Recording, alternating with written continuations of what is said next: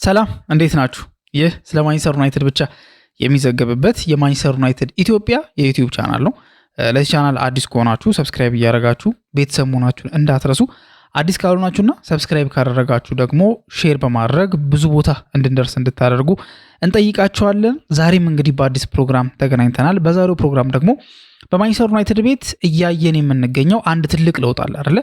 ኦፍኮርስ ማይክል ካሪክ ተከታታይ ጨዋታዎችን 3 ጨዋታዎችን ያሸነፈበትን አጋጣሚ ነው እየተመለከትን የምንገኘው። ሶስቱም ክለቦች ደግሞ የተለያየ አይነት ፕሮፋይል ነው ያላቸው። ሁለት ትልልቅ የሚባሉ ለዋንጫ እየተፎካከሩ ያሉ ቡድኖች፣ እንደዚሁም ደግሞ የሚድ ቴብል የሚባል ቡድንን ሶስቱንም በጥሩ ሁኔታ ያሸነፈበትን መንገድ ተመልክተናል። ግን የተለያዩ ለውጦችን አይተናል። የተለያዩ ተጫዋቾች የሚና ለውጥ አድርገው የአቋም ለውጥ አድርገው ራሱ ተመልክተናቸዋል።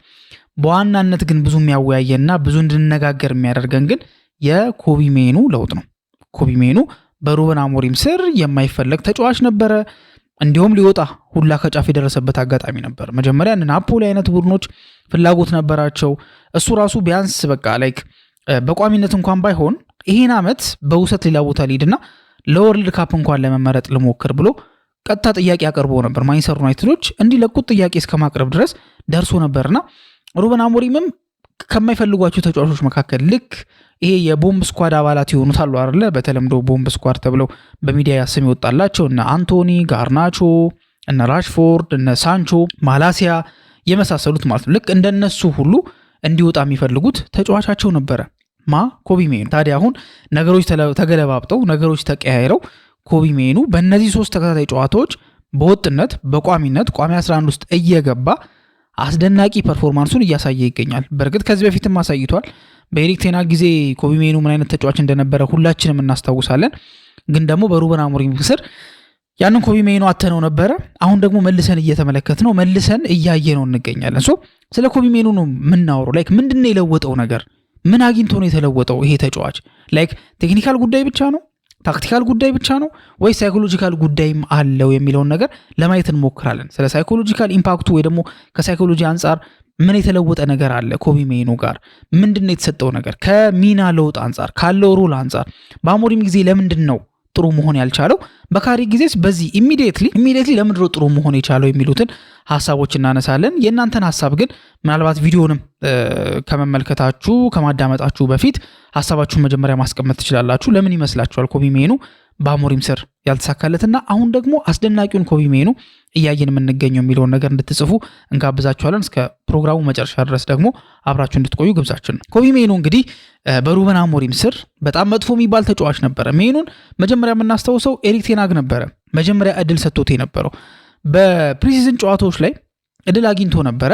ከዛ በኋላ ግን ተጎዳና ለረጅም ጊዜ አልነበረም። ከዛ በኋላ እንደምናስታውሰው የኤቨርተኑ ጨዋታ ላይ ነበረ የመጀመሪያ ጨዋታውን ለማድረግ ችሎ የነበረው። በተጨዋታ ላይ አስደናቂ ፐርፎርማንስ ነበር አሳይቶ የነበረው አይደለ?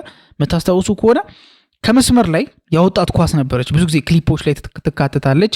ስለ ኮቢ ሜኑ ሲወራ ብዙ ጊዜ የምንመለከታት ክሊፕ ነች። ላይክ ከላይኑ ላይ ከጎሉ መስመር ላይ ከጫፍ ላይ ሊገባ ብሎ ያወጣበት መንገድ አለ። ያኛው ጀስት ጠቅለል ሲደረግ ነው የሱ ምን ያህል ለዩናይትድ ጥሩ እንደሰራ እንጂ በጨዋታ እንቅስቃሴ ከኳስ ጋር ከኳስ ውጪ አስደናቂ ተጫዋች ነበር። እርጋታውም የሚያስደንቅ ነበር። ከዛ ጊዜ በኋላ ኮቢ ሜኑን ማንን ሊያስቆመው አልቻለም። ለእንግሊዝ ብሔራዊ ቡድን ተመረጠ፣ መጫወት ጀመረ። ኢቭን ለፋይናል ራሱ ለዩሮ ፋይናል ራሱ ሳይቀር መጫወት የቻለ ተጫዋች ነው። ገና በለጋ እድሜው ማለት ነው። ገና ትልቅ ሰው እንኳን ሳይሆን ነበርና የስራ ዲሲፕሊኑ፣ ሜዳ ላይ ያለው መረጋጋት፣ እንደ ሰውም ደግሞ ላይክ እንደ ካራክተር እንደ ፐርሰናሊቲ ደግሞ ያለውም ነገር በጣም የሚያስደንቅ ነበር፣ ወይ ደግሞ የሚደነቅለት ነገር ነበር። ከዛ በአሪፍ ሁኔታ እየተንቀሳቀሰ ሄደና ሩበን አሞሪም መጣ።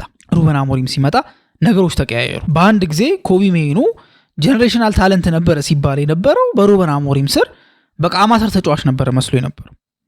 በቃ ፍጥነት ይጎለው ነበረ፣ ብዙ ነገሮች ይጎሉት ነበረ። ምናልባት ፖል ስኮልስ በክረምት ስለ ሽያጭ በሚወራበት ሰዓት ላይ ማንቸስተር ዩናይትድ የአካዳሚ ተጫዋቾቹን በሙሉ ሊሸጥ ነው የሚል ዜና ወጥቶ ነበር አይደለ? ጋርናቾ ሊወጣ የነበረበት አጋጣሚ ነበር፣ ገና ክረምት ላይ ነው የምላችሁ። ከዛ በኋላ ራሽፎርድ እንደዚሁ የሚወጣበት አጋጣሚ፣ ከዛ ደግሞ ሜኑም ነበር አንድ ላይ ተጠቅሶ የነበረውና ፖል ስኮልስ ምን ብሎ ነበር መሰላችሁ? ገና ማንቸስተር ዩናይትድ ለዩሮፓ ሊግ ፋይት በሚያደርግበት ሰዓት ላይ ጋርናቾን ራሽፎርድን ማስወጣት ኢትስ ኦኬ፣ በቃ ቡድንን ከማደስ አንጻር ከተለያዩ ነገሮች አንጻር አንደርስታንድ አደርገዋለሁ። ኮቢ ሜኑን ግን ከዛ ክለብ ያስወጣ ቀን ከሩበን አሞሪም ጋር ትልቁ ጸብ የሚጀምረው ያኔ ነው። ኮቢ የሚተካ አይነት ተጫዋች አይደለም፣ ጄኔሬሽናል ታለንት ነው ብሎ ተናገር። ግን ሊወጣ ከጫፍ የደረሰባቸው ብዙ ሞመንቶች ነበሩ። ኢቨን በመጨረሻ ሰዓት ራሱ ልቀቁኝ ብሎ ነበረ። ራሱ ኮቢ ሜይኖ ማለት ነው። ክለቡ ነው እምቢ ያለው፣ አሞሪም ሳይሆን ክለቡ ነው እምቢ ያለው። አንለቅም ያለው ክለቡ ነው። ምክንያቱም ምን አይነት ተጫዋች እንደሆነ ይታወቃል። ከዚህ በፊት አሳይቷል። እንዴት ነው በአንድ ሲዝን ብቻ ለዞም አሰልጣኙ ራሱ ጥሩ እየሰራ ባልሆነበት ማለት አይደለም ሲስተም ውስጥ ኮቢ ሜይኖ ገብቶ ራሱን ሊያሳይ ጠንካራነቱን ሊያስመሰክር ቀርቶ ራሱ ሩበን አሞሪም እኮ በዛ ሲስተም ውስጥ እኮ ጠንካራነቱን አላስመሰከረም። ሶ ባልሰራ ሲስተም ውስጥ ተጫዋቾች አልቻሉም ተብሎ ወይ ደግሞ ከዚህ በፊት ችለው ያሳዩ ተጫዋቾች አልሆነላቸውም ተብሎ ተጫዋቾችን ማሰናበት ኢኔዮሶች የሚቀበሉት ነገር ሆኖ አልተገኘም። አብዛኛው የእግር ኳስ ማህበረሰብም ጥሩ አደረጉ ብሎ በአንድ ድምፅ የመሰከረላቸው በኮቢ ሜይኖ ጉዳይ ላይ።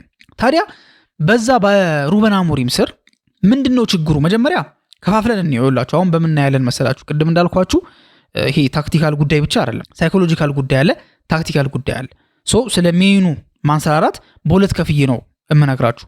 የመጀመሪያው ሳይኮሎጂካል ጉዳዩ አለ፣ ከዛ በኋላ ደግሞ ታክቲካል ጉዳዩ አለ። ሶ በሁለቱም ሳይድ ነው የምንመለከተው። ወደ ሳይኮሎጂካል ጉዳይ እንምጣ። ኮቢ ሜይኖ መጀመሪያ አሞሪም ሲመጣ ለሁሉም እድል ሰጥቶ ነበር።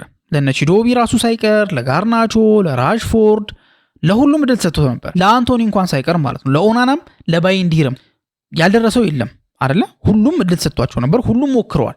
ከዛ በኋላ ግን የሚበጀውን አሞሪም ይበጀኛል ብሎ ያሰባቸውን ተጫዋቾች አስቀርና ሌሎቹን ወደ ተጠባባቂ ወንበር አወረዳቸው።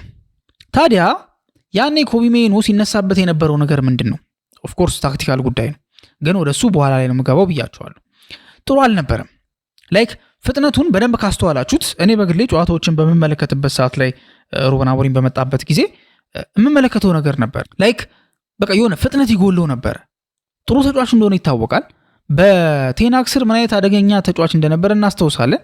ግን ሲጫወት ካያችሁት የሆነ ፍጥነት የመጉደል ነገር እንመለከቷል። የሆነ መገኘት የነበረበት ቦታ ላይ እንዳልተገኘ የሚያስታውቁ ላይክ ትክክለኛ ቦታ ላይ እንዳልተገኘ እንመለከታለን። በሱ ኤሪያ ላይ ሲከፈት ነገሮች እናስተውል ነበር።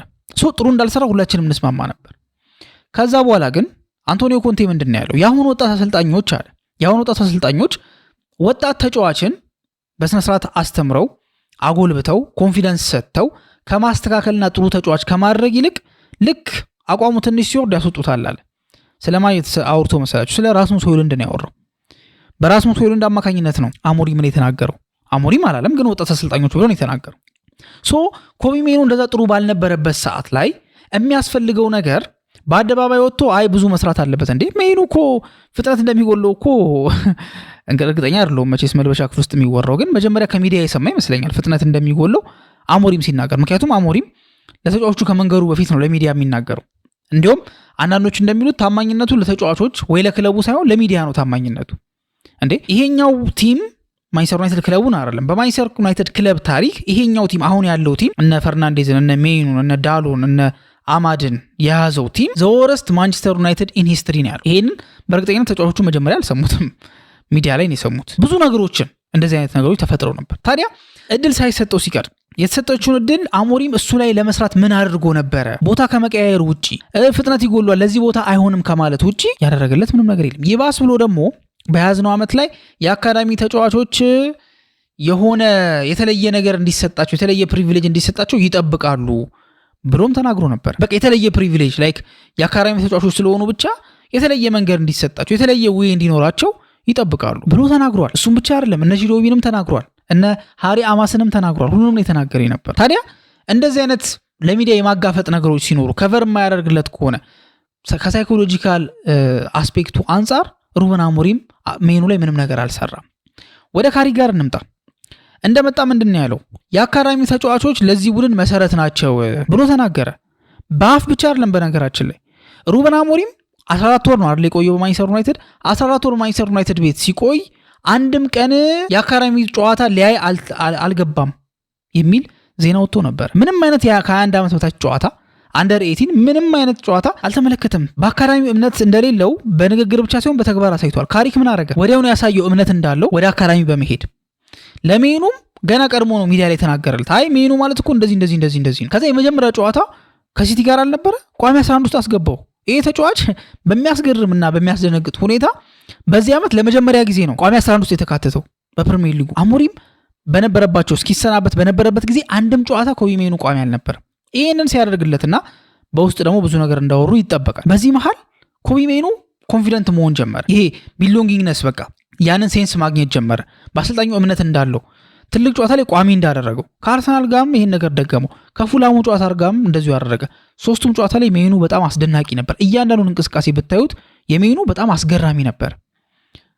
ሳይኮሎጂካል ኢምፓክት ያሳደረው አሞሪም ወደ ታች ያደረገውና ካሪክ ወደ ላይ ያደረገው ይሄንን ይመስላል። ኦኬ ወደ ታክቲካል ጉዳይ እንግባ።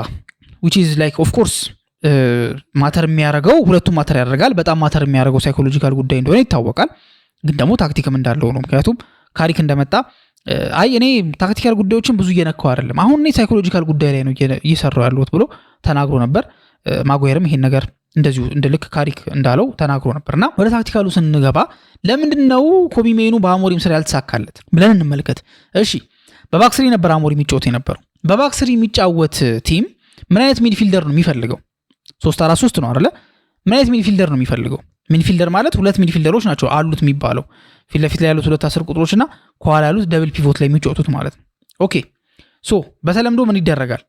አንድ ዲስትሮየር ከጥሩ ፓሰር ጋር ይገናኛል። ልክ አሞሪም በስፖርቲንግ ሊዝበንም እንዳደረገው ዩናይትድ ቤትም መጥቶ ፈርናንዴዝ እና ካሴሚሮን ፈርናንዴዝ እና ኡጋርቴን እያደረገ ሲያጫውት የነበረው አንድ ፓሰር አንድ ዲስትሮየር የሚለውን ቲዮሪ ለማሟላት አንድ በቃ ከሁለቱ አዋጥቶ ጥሩ ሚድፊልድ ለመፍጠር ማለት በደብል ፒቮት ስለሚጫወት ጥሩ ነው፣ መጥፎ አይደለም አይደለ? በ4-2-3-1 አሰላልፈን ተመሳሳይ ነገር ነው። አሁንም ካያችሁ ካሴሚሮ ከሜኑ ጋር ነው እየተጣመረ ያለው። ታዲያ ያኔ ችግሩ ምንድነው ካለን በባክስሪ የሚጫወት ቲም እንደሚታወቀው ምን የለውም፣ ፉልባኮች የሉትም። ፉልባክ የለውም እንደሚታወቀው፣ ፉልባኮች የሉትም፣ ዊንገሮች የሉትም። ስለዚህ ፉልባኮች ስለሌሉት ዊንግ ባኮቹ እንደ ዊንገር ያገለግላሉ። በዚህ ሰዓት ላይ ከኋላ የሚሰለፉት ሁለቱ ፒቮቶች ወይ ደግሞ ሁለቱ ሚድፊልደሮች ምንም እንኳን አንደኛው ዲስትሮየር አንደኛው ፓሰርና ቦክስ ቱ ቦክስ ሚና የሚወጣ ቢሆንም ግን የነዛን የዊንግ ባኮቹን ቦታ ከቨር ማድረግ መቻል አለበት። የዊንግ ባኮቹን ቦታ ከቨር ማድረግ መቻል አለበት። 10 ቁጥር ቦታ ላይ መገኘት መቻል አለበት። 6 ቁጥር ቦታ ላይ መጥቶ ደግሞ ከኋላ ያለውን ደግሞ የባክስሪን የመከላከል ደግሞ ሽፋን መስጠት አለበት። እነዚህ ሁሉ ተግባሮች ናቸው ያሉት። ሜኑ ደግሞ እነዚህ ነገር ለማድረግ ፍጥነት ያስፈልገው ነበር። ፈጣን ተጫዋች ነው የሚሆነው እንደዚህ አይነት ነገር ለማድረግ። ታዲያስ ሜኑ በዚህ ቦታ ላይ አንዴ ዊንግ ባክ ቦታ ላይ መገኘት ሲኖርበት፣ ወደ ኋላ ዲፐር ሮል ላይ መኖር ሲጠበቅበት፣ 10 ቁጥር ቦታ ላይ ሄዶ መሳተፍ ሲጠበቅበት ልጁ የሆነ ቀርፋፋ ሆኖ ታየ። በፊት ይሄ ቀስ ብሎ መጫወቱ የእርጋታው ምልክት ነበር አይደለ? ተደርጎ የሚወሰደው የእርጋታ ምልክት። አንዴ ከኳስ ጋር ያለው መረጋጋት ግን ሲያስገርም ይባል ነበር። በአሞሪም ስር ግን አሬ ቀርፋፋ ተጫዋች ነው መባል ጀመረ። ልዩነቱን አያችሁት አይደለ? የሚሰጠው ሚና ነው። ሲቀጥል አንዴ 10 ቁጥር ቦታ ሲያደርገው ነበረ፣ አንዴ 6 ቁጥር ቦታ ላይ መሆን አይችልም። እሱ እንዲሁም ከኳስ ጋር ነው ምቾት የሚሰማው። ስለዚህ 10 ቁጥር ላይ ላርገው ብሎ 9 ቁጥር ቦታ ላይ ማርጎት ነበር። እነዚህ ነገሮች ሊሰሩ አልቻሉም። እሺ በካሪክ ስርስ? ካሪክ ወደ 4-2-3-1 ቤዚኩ ተመለሰ። ሲመለስ በዚህ ሰዓት ላይም እኮ ባይዞ ሜኑ አሁንም ቦክስ ቱ ቦክስ አማካይ ነው፣ ይከላከላልም፣ እዛኛው ቦክስ ላይ ሄዶም ያጠቃል ሜኑ ማለት ነው። ልዩነቱ ግን ምንድነው? ይሄ ቡድን ፉልባኮች አሉት። ስለዚህ የፉልባክ ቦታ ላይ ሜኑ መገኘት አይጠበቅበትም። ሜኑ ፓሰር ነው። ሜኑ ቦክስ ቱ ቦክስ ሚና የሚጫወት ነው። ካሴሚሮ ደግሞ ዲስትሮየር ነው። ጠባብ ሴት ተሰጣቸው። ለምን? በ4-2-3-1 ካሪክ ምን አደረገ? እንትኖቹ ይሄ ተከላካዮቹ አሉ። ከዛ በኋላ ደግሞ ፉልባኮቹም ጠበብ አድርገው እንዲጫወቱ፣ 10 ቁጥሮቹም ጠበብ አድርገው እንዲጫወቱ። ማቲያስ ኩኛን የግራ ዊንግ ባክ ቦታ ላይ ከተመለከታችሁት እንዳትገረሙ። በባለፈው ጨዋታ ላይ አይተነዋል። ለምን? ያለ ቦታው ተገኝቶ አይደለም፣ ግን ነገሮችን ማጥበብ አለባቸው። ለምን? ካሴሚሮ ረጅም ርቀቶችን ከቨር ማድረግ አይችልም። እሱ ብቻ አይደለም እኮ ሜኑም ረጅም ርቀት ከቨር ማድረግ አይችልም። ስለዚህ ታይት መሆን አለበት። ዩናይትድ ኮምፓክት ሆኖ መጫወት ነበረበት። ያ ኮምፓክትነስ በሚፈጠርበት ሰዓት ላይ ሜኑ ተመቸው፣ ካሴሚሮም ተመቸው። ሁለቱም ሲመቻቸው ምን አይነት ማስተር ክላስ እንዳሳዩ ተመልክተናል። በመጀመሪያ ጨዋታው ከማንሲቲ ጋር በነበረው ጨዋታ ኮቢ ሜኑ 91% ፓስ አኩሬሲ ነበረው፣ 100% የሎንግ ቦል ኮምፕሌሽን ነበሩ። ከዚህ በላይ ስኬት የለም። ተከታታይ ጨዋታዎችን የሚያለፉትንም ተከታታይ ጨዋታዎች በአስደናቂ ሁኔታ ነው እየተጫወተ የሚገኘው ይሄ ሚና ተሰጥቶት። ስለዚህ በዋናነት ኮቢ ሜኑ ምንድነው ያገኘው? የተለወጠው ነገር ምንድነው ካልን ሳይኮሎጂካል ጉዳይና ታክቲካል ጉዳይ ነው።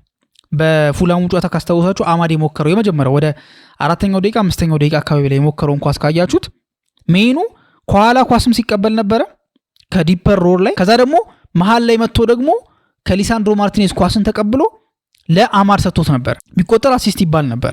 ምን ያህል እንደተመቸው በዚህ መመልከት እንችላለን። ስለዚህ በዋናነት ጠቅለል ስናደርገው ኮቢ ሜኑ ሳይኮሎጂካሊም ካሪክ ጠግኖታል፣ አሞሪም ጎርቶት ነበር።